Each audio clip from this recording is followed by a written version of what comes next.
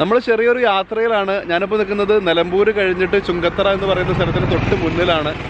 അപ്പോൾ നമ്മൾ ഇന്ന് പോകാൻ പോകുന്നത് നിലമ്പൂരിൽ നിന്നും ബാംഗ്ലൂരിലേക്ക് ചെറിയൊരു ബൈക്ക് യാത്രയാണ്. നമ്മുടെ ഹോണ്ട ഗ്രേസിയ, നമ്മുടെ പഴയ വാൽപ്പാറ ട്രിപ്പ് അടിച്ച ഹോണ്ട ഗ്രേസിയാണ് നമ്മുടെ കൂടെ ഉള്ളത്.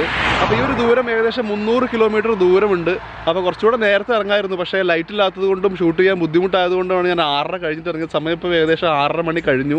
അപ്പോൾ നമുക്ക് പതിയെ പോകുന്നുള്ളൂ, സ്പീഡൊന്നുമില്ല. പതിയെ വൈകുന്നേരം ഒരു 5 മണി 6 മണി സമയത്ത് ബാംഗ്ലൂരിൽ എത്തിയാൽ മതി. പതിയെ കാഴ്ചകളൊക്കെ കണ്ട് വളരെയധികം സ്ലോ ആയിട്ടാണ് നമ്മൾ പോകുന്നത്. അപ്പോൾ നമുക്ക് പോകാനുള്ള റൂട്ട് എന്ന് പറഞ്ഞു കഴിഞ്ഞാൽ നിലമ്പൂർ, വഴിക്കടവ്, ഗുഡലൂർ, മൈസൂർ, മാണ്ഡ്യ വഴിയാണ് ബാംഗ്ലൂർ പോകുന്നത്. 300 കിലോമീറ്ററാണ് യാത്രയുടെ ദൂരം എന്ന് പറഞ്ഞു. അപ്പോൾ കൂടുതൽ പറയാൻ നിൽക്കുന്നില്ല, ബാക്കി കാഴ്ചകൾ പോകുന്ന വഴി കാണാം.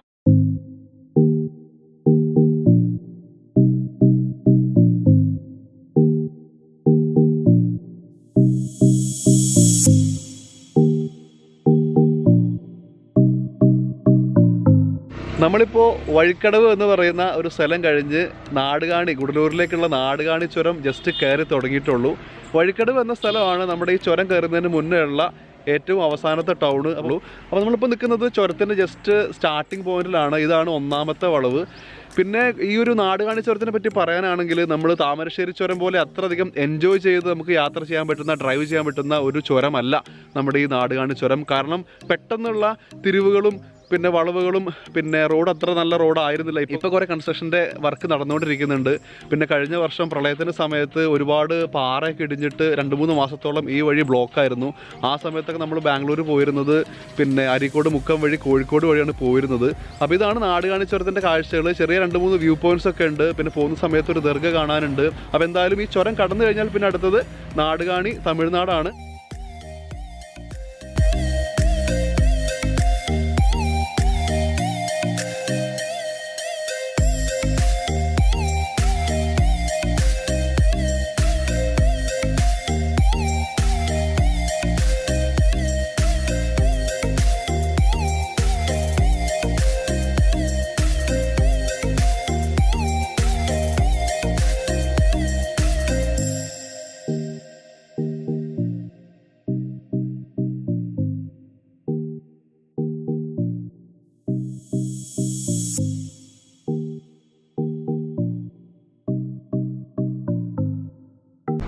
നമ്മൾ ഈ കാണുന്ന ഭാഗത്താണ് കഴിഞ്ഞ പ്രളയത്തിൻ്റെ സമയത്ത് മണ്ണിടിച്ചിലുണ്ടായിട്ട് പാറ പൊട്ടിയിട്ട് യാത്ര ബ്ലോക്കായത്. വലിയ പടുകൂറ്റൻ പാറകളായിരുന്നു ഈ റോഡ് മൊത്തം അന്ന് ഉണ്ടായിരുന്നത്. ഇപ്പോഴൊക്കെ അതൊക്കെ ക്ലിയർ ചെയ്ത് റോഡ് പിന്നെ സഞ്ചാരയോഗ്യമാക്കിയിട്ടുണ്ട്. കണ്ടില്ല, ഇത്രത്തോളം ദൂരം താഴത്തേക്കൊക്കെ പാറ കഷ്ണങ്ങൾ ഒലിച്ചു പോയിട്ടുണ്ട്.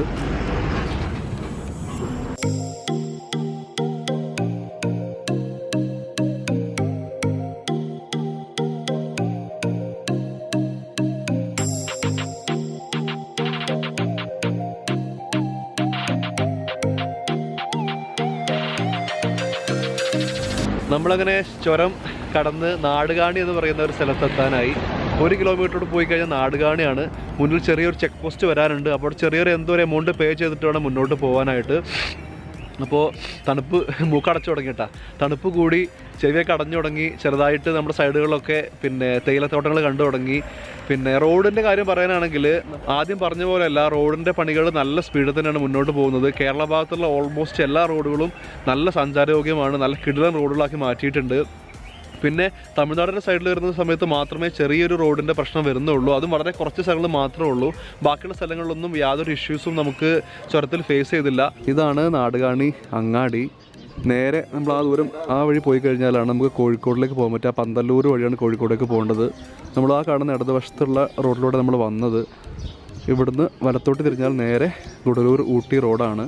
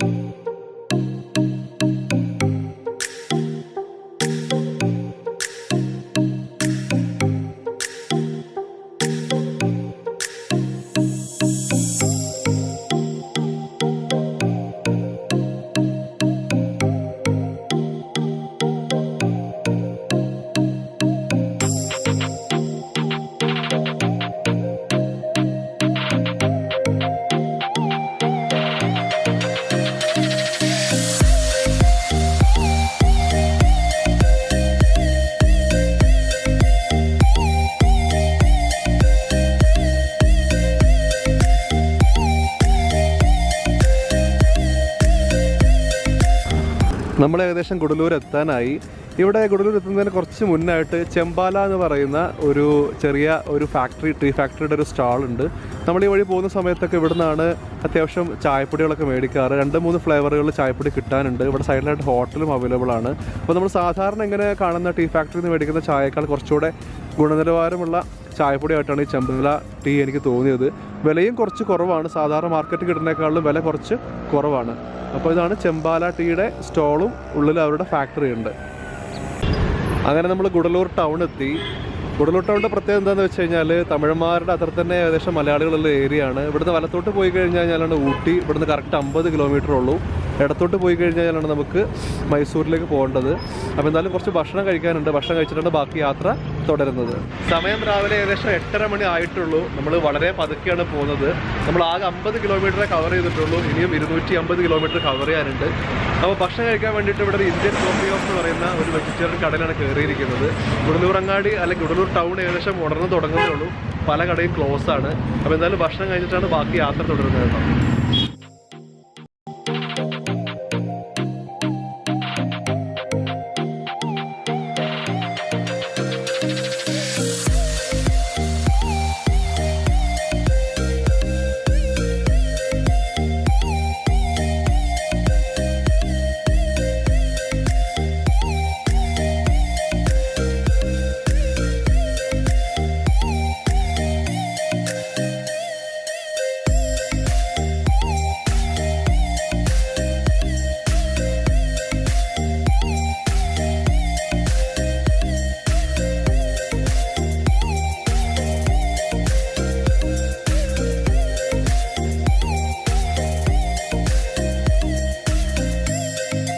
നമ്മളിനി കാട്ടിലേക്ക് കയറാൻ പോവുകയാണ്. ഞാനിപ്പോൾ കാടിൻ്റെ എൻട്രൻസിൻ്റെ തൊട്ട് ഫ്രണ്ടിലാണ് നിൽക്കുന്നത്.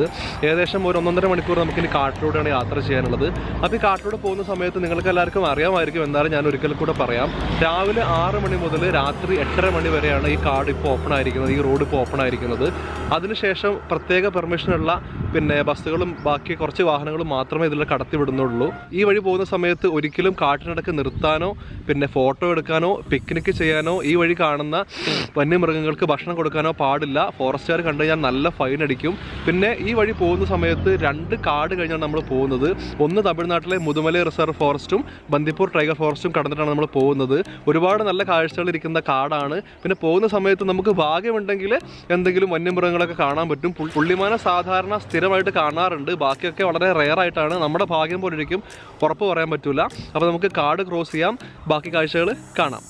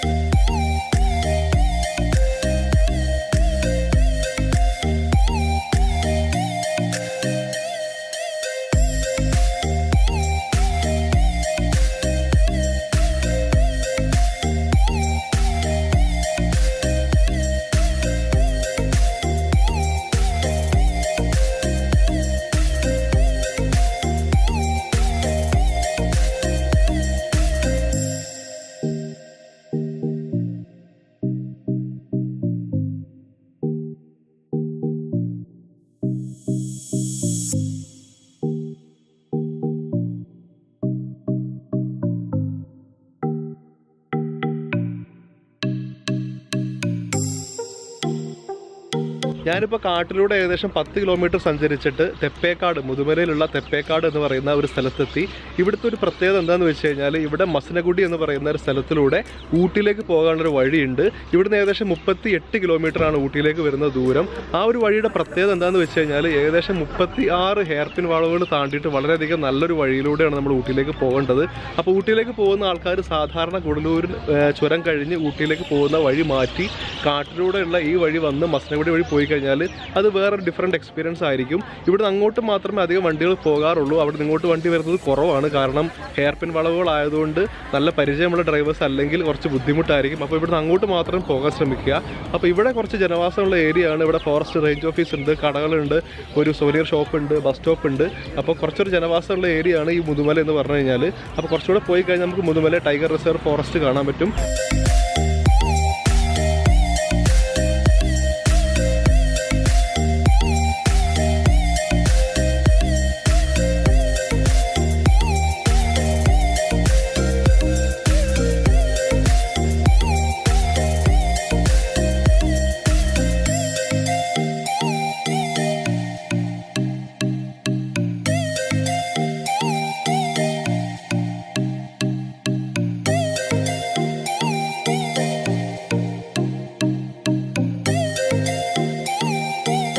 നമ്മളിപ്പോൾ വന്നിരിക്കുന്നത് ബന്ദിപ്പൂർ ടൈഗർ റിസർവ് ഫോറസ്റ്റിനകത്തുള്ള ഒരു റിസപ്ഷൻ സെൻറ്ററിലാണ്.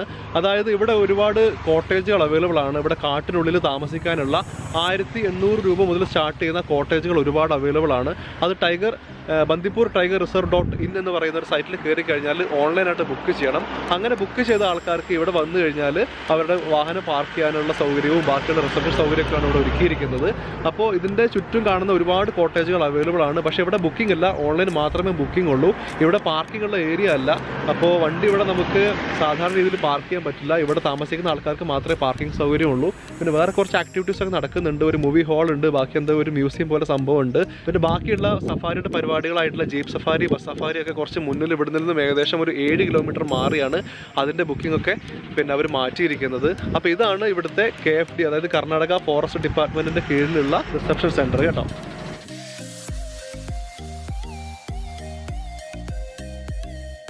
നമ്മളങ്ങനെ കാട് ക്രോസ് ചെയ്തു. കാട് ഏകദേശം 25 കിലോമീറ്റർ ആണ് വരുന്നത്. ഇപ്പോൾ ഈ കാട് ക്രോസ് ചെയ്ത് ജസ്റ്റ് നമ്മൾ എത്തുന്ന സ്ഥലം മേലുക്കമ്മനഹള്ളി എന്ന് പറയുന്ന ഒരു സ്ഥലമാണ്. ഇവിടെ നിന്നും ഏകദേശം 2 കിലോമീറ്റർ മാറിയാണ് നമ്മുടെ പിന്നെ സഫാരി ബുക്ക് ചെയ്യുന്ന ഓഫീസൊക്കെ വരുന്നത് കേട്ടോ. ആദ്യം നമ്മൾ പറഞ്ഞ പോലെ അത് ആദ്യം നമ്മൾ കണ്ട റിസപ്ഷനിലായിരുന്നു. പക്ഷേ കഴിഞ്ഞ കുറച്ച് കാലങ്ങളായിട്ട് അത് ഇങ്ങോട്ടാണ് ഷിഫ്റ്റ് ചെയ്തിരിക്കുന്നത്. കാടിൻ്റെ പുറത്താണിപ്പോൾ അതിൻ്റെ ബുക്കിംഗ് സെൻറ്റർ വരുന്നത്.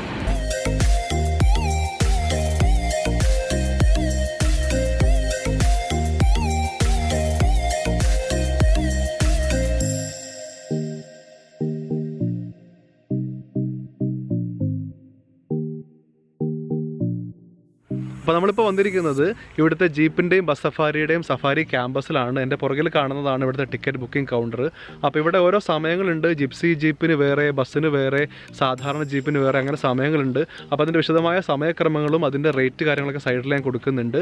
അപ്പോൾ ഇതാണ് നമ്മുടെ റിസപ്ഷൻ സെൻറ്റർ. അപ്പോൾ ബോർഡിംഗ് പോയിൻറ്റും ഇവിടെ തന്നെയാണ്. ഇവിടെ നിന്ന് നമ്മൾ സ്റ്റാർട്ട് ചെയ്ത് സഫാരിയെല്ലാം കഴിഞ്ഞിട്ട് തിരിച്ച് അവരിവിടെ തന്നെയാണ് അവർ നമ്മളെ ഡ്രോപ്പ് ചെയ്യുന്നത്.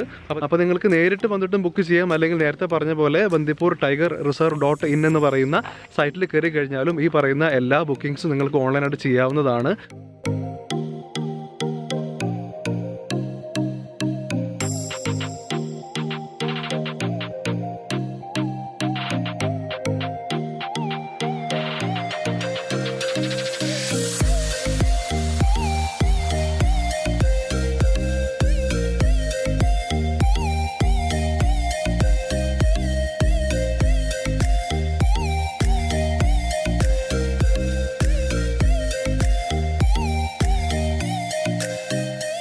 ഇപ്പോൾ നമ്മൾ കാട് കഴിഞ്ഞിട്ട് ഗുണ്ടൽപേട്ട് എന്ന് പറയുന്ന സ്ഥലത്തേക്ക് അടുക്കാനായി. ഇവിടുന്ന് ഏകദേശം ഒരു 4-5 കിലോമീറ്ററോട് പോയി കഴിഞ്ഞാൽ ഗുണ്ടൽപേട്ട് എന്ന സ്ഥലമാണ്. ഗുണ്ടൽപേട്ട് എന്ന സ്ഥലത്തിൻ്റെ പ്രത്യേകത എന്താണെന്ന് വെച്ച് കഴിഞ്ഞാൽ കേരളത്തിലേക്കും ബാക്കിയുള്ള ഒരുപാട് സംസ്ഥാനങ്ങളിലേക്കും കർണാടകയുടെ ഭാഗത്തുനിന്ന് പച്ചക്കറികൾ ഉൽപ്പാദിപ്പിക്കുന്ന വലിയൊരു സ്ഥലമാണ് ഗുണ്ടൽപേട്ട്. അതുകൊണ്ട് തന്നെ നമ്മൾ ഈ പോകുന്ന വഴി 2 സൈഡിലും പലതരം പച്ചക്കറികളുടെ പാടങ്ങളും തോട്ടങ്ങൾ നമുക്ക് കാണാൻ പറ്റും. ഇതിപ്പോൾ ഏകദേശം ഫെബ്രുവരി മാർച്ച് സീസൺ ആയതുകൊണ്ട് ഇപ്പോൾ ഇവിടെ ഏറ്റവും അധികം വിളയുന്നത് തണ്ണിമത്തനാണ്. അധികമായിട്ടും 2 സൈഡിലും തണ്ണിമത്തൻ്റെ ഹോൾസെയിൽ കടകൾ കാണാൻ പറ്റുന്നുണ്ട്. നമ്മുടെ നാട്ടിലൊക്കെ തണ്ണിമത്തന് ഏകദേശം 25 മുതൽ 28 രൂപ വരെയാണ് റേറ്റ് വരുന്നത്. ഇവിടെ ചാക്ക് കണക്കിനായിട്ടാണ് തണ്ണിമത്തൻ വിൽക്കുന്നത്. ഒരു ചാക്കിൽ 40 കിലോഗ്രാം വരും. 1 കിലോഗ്രാമിന് വരുന്ന വില എന്ന് പറഞ്ഞാൽ വെറും 8 രൂപ മാത്രമാണ്. ഒരു ചാക്ക് തണ്ണിമത്തൻ മേടിച്ച് കഴിഞ്ഞാൽ ആകെ 320 രൂപ വരുന്നുള്ളൂ. ഒരുപാട് ലാഭമാണ്. അപ്പോൾ നിങ്ങൾ 4 വീലർ കൊണ്ടും കാറുകൊണ്ടൊക്കെ പോവുകയാണെങ്കിൽ ഇവിടുന്ന് പച്ചക്കറി മേടിക്കാനാണെങ്കിലും ഇതേപോലത്തെ ഫ്രൂട്ട്സ് മേടിക്കാനാണൊക്കെ ഒരുപാട് നമ്മുടെ നാട്ടിൽ കിട്ടുന്നതിനേക്കാൾ നല്ല ലാഭത്തിൽ കിട്ടുന്നതാണ് കേട്ടോ. നല്ല ഫ്രഷ് സാധനമാണ്. ഇവിടുന്ന് ഇപ്പോൾ കണ്ടില്ലേ ബാക്കിൽ ലോറിയിൽ നാട്ടിലേക്ക് വണ്ടിയിൽ സാധനം കയറ്റിക്കൊണ്ടിരിക്കുകയാണ്. നമ്മളിപ്പോൾ ഹംഗ്ല എന്ന് പറയുന്ന ഒരു സ്ഥലത്ത് വന്നിരിക്കുകയാണ്. അപ്പോൾ നമ്മൾ ഒരുപാട് കേട്ട് പരിചയമുള്ള ഹിമവത് ഗോപാലസ്വാമി ഹിൽസ്, ചെറിയൊരു ഹിൽ സ്റ്റേഷൻ ആയിട്ടുള്ള ഹിമവത് ഗോപാലസ്വാമി ഹിൽസിലേക്ക് ഇവിടുന്ന് ഇടത്തോട്ടാണ് തിരിയേണ്ടത്. ഒരു 11 കിലോമീറ്റർ പോയി കഴിഞ്ഞാൽ നമുക്ക് ആ സ്ഥലത്ത് എത്താൻ പറ്റും. അപ്പോൾ നമുക്ക് സമയമില്ലാത്തതുകൊണ്ട് അവിടെ പോകുന്നില്ല. അപ്പോൾ ഇതാണ് ഹംഗ്ല എന്ന് പറയുന്ന സ്ഥലം. ഇവിടുന്നാണ് നമ്മൾ ഹിമവത് ഗോപാലസ്വാമി ഹിൽസിലേക്ക് തിരിയേണ്ടത് കേട്ടോ. നമ്മൾ ഗുണ്ടൽപേട്ട് കഴിഞ്ഞ് കുറച്ചുകൂടെ മുന്നോട്ട് പോയ സമയത്ത് ഇവിടെ ഒരു ഹോട്ടൽ ന്യൂ കോഫി ഹൗസ് ഉണ്ട്. ഇതിൽ പോകുന്ന കർണാടക KSRTC ബസ്സുകളൊക്കെ സ്ഥിരം താവളമാക്കുന്ന ഒരു ഹോട്ടലാണിത്. മലയാളികൾക്ക് സ്ഥിരം പരിചയമുള്ള സ്ഥലമായിരിക്കും. ഇവിടെ നിന്ന് പിന്നെ സാധാരണ ഭക്ഷണം കഴിക്കാനും ചായ കുടിക്കാനൊക്കെ ആൾക്കാർ ഇറങ്ങാറുണ്ട്. അപ്പോൾ ഞാനിവിടുന്ന് കഴിക്കാറൊന്നുമില്ല, ഞാൻ ജസ്റ്റ് ചായ മാത്രമേ കുടിക്കാറുള്ളൂ. ഇവിടുന്ന് അധികം ഭക്ഷണം കഴിക്കാറില്ല. അപ്പോൾ ഇതാണ് കോഫി ഹൗസ് റെസ്റ്റോറൻറ്റ്.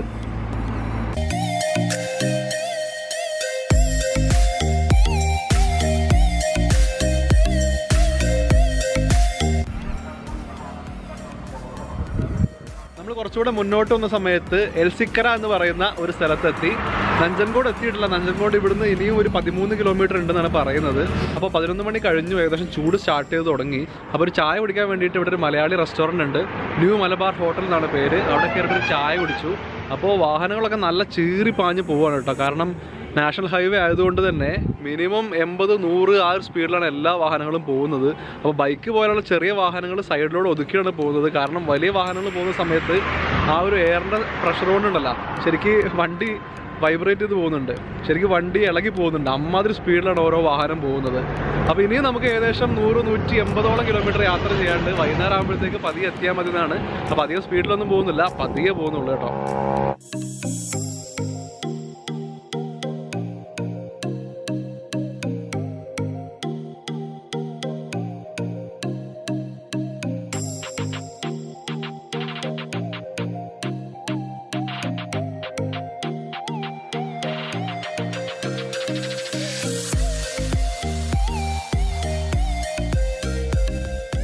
നമ്മൾ മൈസൂർ സിറ്റി കഴിഞ്ഞു, ഇപ്പോൾ ശ്രീരംഗപട്ടണത്താണ്. ടിപ്പു സുൽത്താൻ്റെ ചരിത്രമുറങ്ങുന്ന ശ്രീരംഗപട്ടണം എന്ന സിറ്റിയിലാണ് നമ്മളിപ്പോൾ വന്നിരിക്കുന്നത്. ഇവിടെ ഞാൻ ആദ്യം വന്നിരിക്കുന്നത് ശ്രീരംഗപട്ടണം കോട്ട ജസ്റ്റ് ഒന്ന് കാണാനാണ്. ഇതിൻ്റെ ചരിത്രമൊന്നും പഠിച്ചിട്ടില്ല, ജസ്റ്റ് കോട്ട ഒന്ന് കണ്ടുപോകാമെന്ന് കരുതി. ഇവിടെ ലൈറ്റ് ആൻഡ് സൗണ്ട് ഷോ ഒക്കെ നടക്കുന്നുണ്ട്. അതിൻ്റെയൊക്കെ സമയങ്ങൾ വൈകുന്നേരമാണ്. ഇപ്പോൾ സമയം ഏകദേശം 12 മണിയായി. ഇവിടുത്തെ എൻട്രി ഫീസ് വെറും 20 രൂപയേ ഉള്ളൂ. ഒരുപാട് നടന്ന് കാണാനുണ്ട്, ഉള്ളിലേക്ക് നടന്ന് കാണാനുണ്ട്. ഇതിൻ്റെ പുറകിൽ കാണുന്നതൊക്കെ നമ്മുടെ ടിപ്പു സുൽത്താൻ്റെ സമ്മർ പാലസിൻ്റെ ഒരു മിനിയേച്ചർ രൂപമാണ്. അതൊക്കെ ലൈറ്റ് ആൻഡ് സൗണ്ട് ഷോയ്ക്ക് വേണ്ടി വെച്ചിരിക്കുകയാണ്. അപ്പോൾ ജസ്റ്റ് നടന്ന് കണ്ടിട്ട് നമ്മൾ ഇറങ്ങുകയാണ്.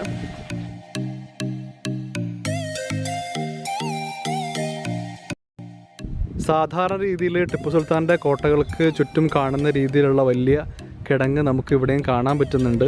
പാലക്കാട് കോട്ട പോയ സമയത്തൊക്കെ നമ്മൾ കണ്ടതാണ്, കണ്ടല്ലേ? ഇത് കോട്ടയുടെ വേറൊരു ഭാഗമാണ്. അപ്പോൾ കുറച്ചുകൂടെ മുന്നോട്ട് പോയി കഴിഞ്ഞാൽ നമുക്ക് ടിപ്പു സുൽത്താൻ്റെ മരണം സംഭവിച്ച അല്ലെങ്കിൽ ടിപ്പു സുൽത്താൻ്റെ അന്ത്യനിമിഷങ്ങൾ സംഭവിച്ച ഒരുപാട് സ്ഥലങ്ങളും അദ്ദേഹത്തിൻ്റെ ദർഗയൊക്കെ കാണാനുണ്ട്. അങ്ങോട്ടേക്കൊന്ന് പോയി നോക്കാം. ഇതിപ്പോൾ നമ്മൾ മൈസൂർ സൈഡിൽ നിന്ന് ബാംഗ്ലൂർ പോകുന്ന സമയത്ത് ആദ്യമായിട്ട് കാണുന്ന ചരിത്ര സ്മാരകമാണ് ശ്രീരംഗപട്ടണം കോട്ട കേട്ടോ. അപ്പോൾ നമ്മളിവിടെ നിന്ന് ഇറങ്ങുകയാണ്. ഇത് കുറച്ചുകൂടെ മുന്നോട്ട് പോയി കഴിഞ്ഞാൽ കാണുന്ന ടിപ്പു സുൽത്താൻ്റെ സമ്മർ പാലസും മ്യൂസിയത്തിൻ്റെ എൻട്രൻസ് ആണ്. ഇവിടെ നമ്മൾ ഉള്ളിലേക്ക് കയറുന്നില്ല, സമയമില്ലാത്തത് മൂലം. ആ ദൂരെ കാണുന്നതാണ് ടിപ്പു സുൽത്താൻ്റെ സമ്മർ പാലസ് മൈസൂരിലുള്ള. നമ്മൾ ബാംഗ്ലൂരിൽ KR മാർക്കറ്റിനടുത്തുള്ള സമ്മർ പാലസ് കണ്ടിരിക്കാം. ഏകദേശം ഇവിടെ നിന്ന് നോക്കുന്ന സമയത്ത് അതേ ഒരു സ്ട്രക്ചറിലാണ് ഇത് ഉണ്ടാക്കിയിരിക്കുന്നത്. അപ്പോൾ നമ്മളെന്തായാലും നേരത്തെ പറഞ്ഞ പോലെ ഉള്ളിലേക്ക് കയറുന്നില്ല കേട്ടോ. ഈ കാണുന്നത് മ്യൂസിയത്തിൻ്റെ ടിക്കറ്റ് കൗണ്ടറാണ്. ഒരാൾക്ക് 25 രൂപ ആണ് ടിക്കറ്റ് റേറ്റ് വരുന്നത്. നമ്മളടുത്ത് വന്നിരിക്കുന്നത് ഇവിടെ ഗുംബസ് എന്ന് പറയുന്ന ഒരു ചരിത്ര സ്മാരകത്തിലാണ്. അതായത് ടിപ്പു സുൽത്താൻ്റെയും അദ്ദേഹത്തിൻ്റെ പിതാവിൻ്റെയും അദ്ദേഹത്തിൻ്റെ കുടുംബ പരമ്പരകളുടെയും കബറിടങ്ങൾ സ്ഥിതി ചെയ്യുന്ന ഒരു ചരിത്ര സ്മാരകമാണ് ഗുംബസ് എന്ന പേരിലൂടെ അറിയപ്പെടുന്നത്. ഉള്ളിൽ പോയി കഴിഞ്ഞാൽ വേറൊരു പള്ളി കാണാനുണ്ട്, ഒരുപാട് ഈ പറഞ്ഞ പോലെ തന്നെ ഒരുപാട് ശവകുടീരങ്ങൾ കാണാനുണ്ട്. ജസ്റ്റ് ഒന്ന് കയറിയിട്ട് ഇറങ്ങിയിട്ട് പോരാം നമുക്ക്.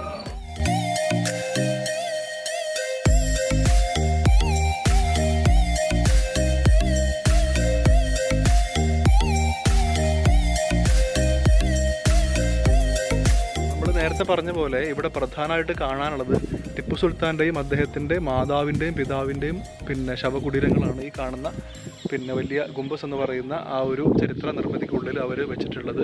പിന്നെ തൊട്ട് പുറകിൽ കാണുന്ന ആ ഒരു പള്ളി എന്ന് പറഞ്ഞാൽ മസ്ജിദ് ഈ അക്സ എന്ന് പറയുന്ന ടിപ്പു സുൽത്താൻ പണി കഴിപ്പിച്ച ഇവിടുത്തെ ഒരു പള്ളിയാണ്. വേറെ ഒരുപാട് കബറിടങ്ങൾ ഇതിന് ചുറ്റും കാണാൻ പറ്റും. അതൊക്കെ ടിപ്പു സുൽത്താൻ്റെ കുടുംബ പരമ്പരകളിലുള്ള ആളുകളുടേതാണ്.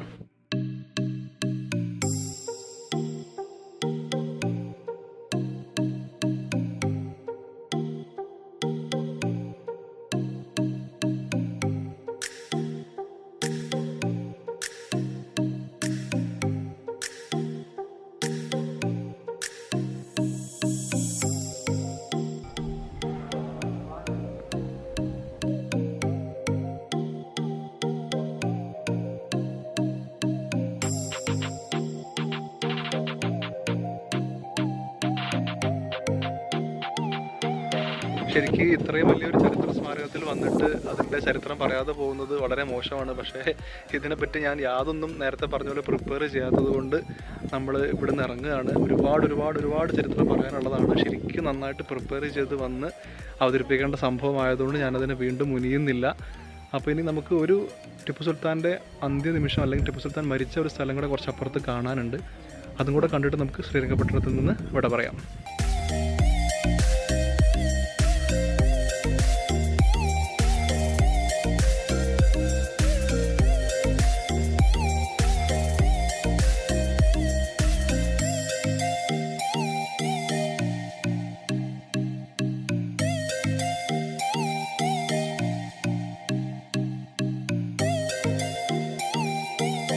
നമ്മൾ അടുത്ത് വന്നിരിക്കുന്നത് ശ്രീരംഗപട്ടണത്ത് തന്നെയുള്ള ജാമിയ മസ്ജിദ് എന്ന് പറയുന്ന ടിപ്പു സുൽത്താൻ്റെ ഭരണസമയത്ത് അദ്ദേഹം തന്നെ പണി കഴിപ്പിച്ച ഒരു പള്ളിയിലാണ്. ഇത് വളരെയധികം മനോഹരമായിട്ടുള്ള ഇൻഡോ ഇസ്ലാമിക് ആർക്കിടെക്ചർ അനുസരിച്ച് ഉണ്ടാക്കിയിരിക്കുന്ന ഒരു പള്ളിയാണ്. അദ്ദേഹത്തിൻ്റെ ജീവിതകാലത്ത് ഒരുപാട് തവണ ഇവിടെ വന്ന് പ്രാർത്ഥിക്കാറുണ്ടായിരുന്നു എന്നാണ് ചരിത്രം പറയുന്നത്. അപ്പോൾ ഇതാണ് എൻ്റെ പുറകിൽ കാണുന്നതാണ് പള്ളിയുടെ സ്ട്രക്ചർ. വലിയൊരു മിനാരം, 2 മിനാരം കാണാനുണ്ട്. ആ മിനാരത്തിൻ്റെ മുകളിൽ നോക്കിക്കഴിഞ്ഞാൽ ഓൾമോസ്റ്റ് സിറ്റിയുടെ എല്ലാ ഭാഗവും കാണാമെന്നാണ് പറയുന്നത്. ഈ കാണുന്നത് പണ്ട് കാലത്ത് നിസ്കരിക്കുന്നതിന് മുന്നേ അംഗസ്നാനം ചെയ്യാൻ വുളു ചെയ്യാൻ വേണ്ടിയിട്ട് ഉപയോഗിച്ചിരുന്ന പള്ളിക്കുളമാണ്. ഇപ്പോൾ ഇതിലേക്ക് എൻട്രൻസ് ഇല്ല, പൂട്ടിയിരിക്കുകയാണ്. നല്ല പച്ച കളറുള്ള വെള്ളമാണ്.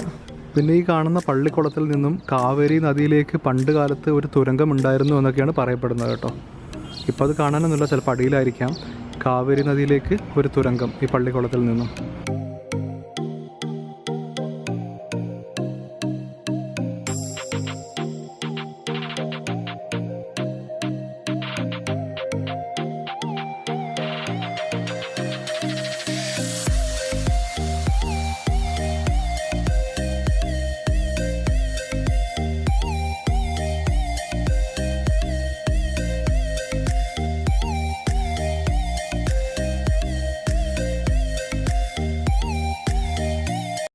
ആയിരത്തി 1799 4ാം ആംഗ്ലോ മൈസൂർ വാറിലാണ് ടിപ്പു സുൽത്താൻ വീരചരമം പ്രാപിക്കുന്നത്. നമ്മൾ ഈ പുറകിൽ കാണുന്ന ഈ ഒരു സ്പോട്ടിൽ നിന്നായിരുന്നു ടിപ്പു സുൽത്താൻ്റെ ശവശരീരം ലഭിച്ചത് എന്നാണ് റിപ്പോർട്ടുകൾ പറയുന്നത്. അദ്ദേഹത്തിൻ്റെ സ്മരണാർത്ഥം അദ്ദേഹത്തിൻ്റെ ബോഡി കിട്ടിയ ഈ സ്ഥലത്ത് അന്നത്തെ ബ്രിട്ടീഷ് പ്രഭുവായിരുന്ന കേണൽ വെല്ലസ്ലി ഒരു കല്ല് സ്ഥാപിക്കുകയും അവിടെയാണ് നമ്മളിപ്പോൾ ഈ കാണുന്ന ചരിത്ര സ്മാരകം നിർമ്മിക്കുകയും ചെയ്തിട്ടുള്ളത്. വേറെ പ്രത്യേകിച്ചൊന്നും ഇവിടെ കാണാനില്ല, ജസ്റ്റ് ഒരു സ്റ്റോൺ മാത്രമേ ഉള്ളൂ. അപ്പോൾ 1799 ഒരുപാട് പടയാളികളുടെ ശവശരീരത്തിൻ്റെ കൂടെ ടിപ്പു സുൽത്താൻ്റെ ശവശരീരം കിടന്നു എന്ന് വിശ്വസിക്കപ്പെടുന്ന സ്ഥലമാണ് നമ്മൾ ഈ പുറകിൽ കാണുന്നത്, ടിപ്പുവിൻ്റെ ഡെത്ത് പ്ലേസ്.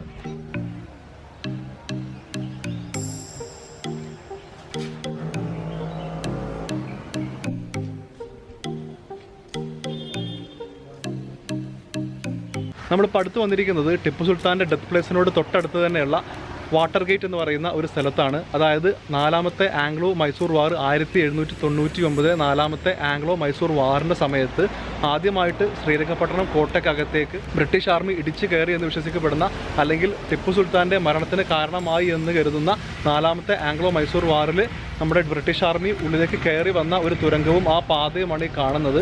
കാവേരി നദിയുടെ ഒരു ചെറിയൊരു കൈവഴി ഉള്ളിൽ ഒഴുകുന്നുണ്ട്. വേറെ പ്രത്യേകിച്ച് കാണാനൊന്നുമില്ല, എൻട്രി ഫ്രീ ആണ് കേട്ടോ.